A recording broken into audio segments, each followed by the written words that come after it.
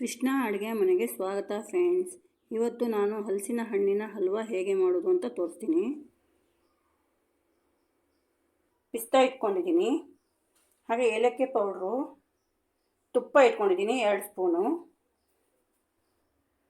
ಇವಾಗ ನಾನೊಂದು ಜಾರ್ ತೊಗೊಂಡಿದ್ದೀನಿ, ಜಾರ್ಗೆ ಹಲಸಿನ ತೊಳೆಗಳನ್ನ ಹಾಕ್ತಿದ್ದೀನಿ. ಇದನ್ನು ರುಬ್ಕೊಂಡು ಬರ್ತೀನಿ.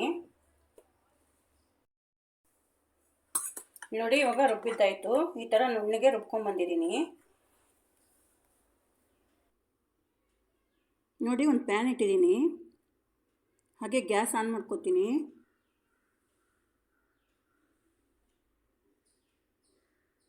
ಎರಡು ಸ್ಪೂನ್ ತುಪ್ಪ ಹಾಕ್ತೀನಿ.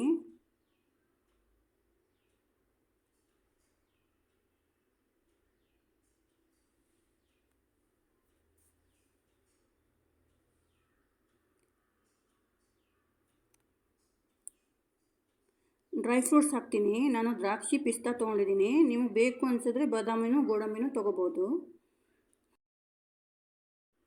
ರುಬ್ಬಿಟ್ಕೊಂಡಿರುವಂಥ ಪೇಸ್ಟ್ ಹಾಕ್ತೀನಿ ನೋಡಿ.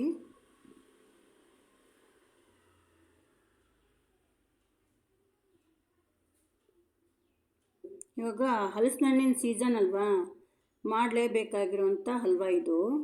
ತುಂಬ ಚೆನ್ನಾಗಿ ಬರುತ್ತೆ, ತುಂಬ ಟೇಸ್ಟಾಗಿರುತ್ತೆ. ಕೈ ಬಿಡ್ದಂಗೆ ನಾವು ಕೈ ಆಡಿಸ್ತಾ ಇರಬೇಕು, ಇಲ್ಲಾಂದರೆ ತಳ ಹಿಡಿದ್ಬಿಡುತ್ತೆ. ನೋಡಿ, ಕಲಿಸ್ತಾ ಇದ್ದೀನಿ, ಕೈ ಆಡಿಸ್ತಾ ಇದ್ದೀನಿ. ಟೇಸ್ಟಿಯಾಗಿರುತ್ತೆ, ಮಾತ್ರ ತುಂಬ ಚೆನ್ನಾಗಿರುತ್ತೆ.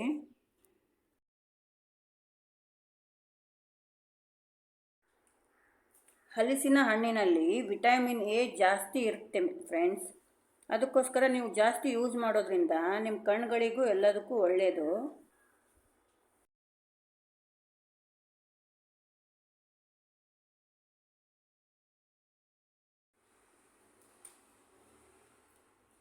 ಇವಾಗ ನೋಡಿ, ಸಕ್ಕರೆ ಹಾಕ್ತೀನಿ.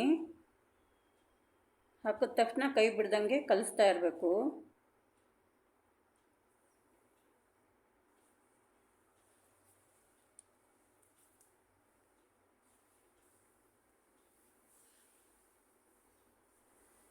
ಈ ಹಲಸಿನ ಹಣ್ಣಲ್ಲಿ ತುಂಬ ವೆರೈಟಿಗಳು ಮಾಡ್ಕೋಬೋದು ನೀವು. ಹಲಸಿನ ಹಣ್ಣಿನ ಚಿಪ್ಸ್ ಅಂತ ಮಾಡ್ಕೋಬೋದು, ಹಲಸಿನ ಹಣ್ಣಿನ ದೋಸೆ ಅಂತ ಮಾಡ್ಕೋಬೋದು, ಆಮೇಲೆ ಹಪ್ಪಳನೂ ಮಾಡ್ತಾರೆ. ಅದನ್ನು ನಾನು ಮುಂದಿನ ವಿಡಿಯೋದಲ್ಲಿ ತೋರಿಸ್ತೀನಿ. ಈ ಅಡುಗೆನಲ್ಲಿ, ಈ ಹಲ್ವಾದಲ್ಲಿ ಏನಾದರೂ ಡೌಟ್ಸ್ ಇದ್ದರೆ ನೀವು ಕಮೆಂಟ್ ಮಾಡಿ ಫ್ರೆಂಡ್ಸ್.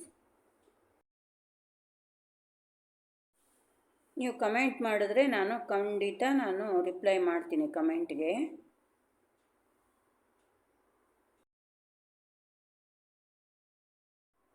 ನೀವು ಮನೆಯಲ್ಲಿ ಒಂದ್ಸರಿ ಟ್ರೈ ಮಾಡಿ ನೋಡಿ. ಇಷ್ಟ ಆದರೆ ಲೈಕ್ ಮಾಡಿ, ಕಮೆಂಟ್ ಮಾಡಿ, ಶೇರ್ ಮಾಡಿ, ಹಾಗೆ ಸಬ್ಸ್ಕ್ರೈಬು ಮಾಡಿ.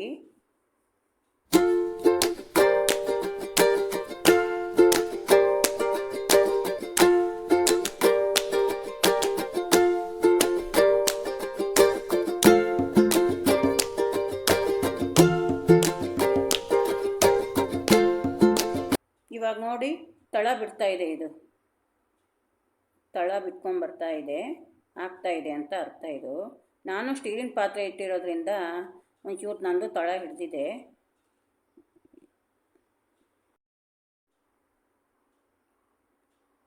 ನೋಡಿ, ಆಯ್ತು. ಇವಾಗ ಇದು ಎಲ್ಲ ತಳ ಬಿಟ್ಕೊಂಡು ಬಂದಿದೆ. ಇವಾಗ ಹಲ್ವಾ ರೆಡಿ ಆಯಿತು.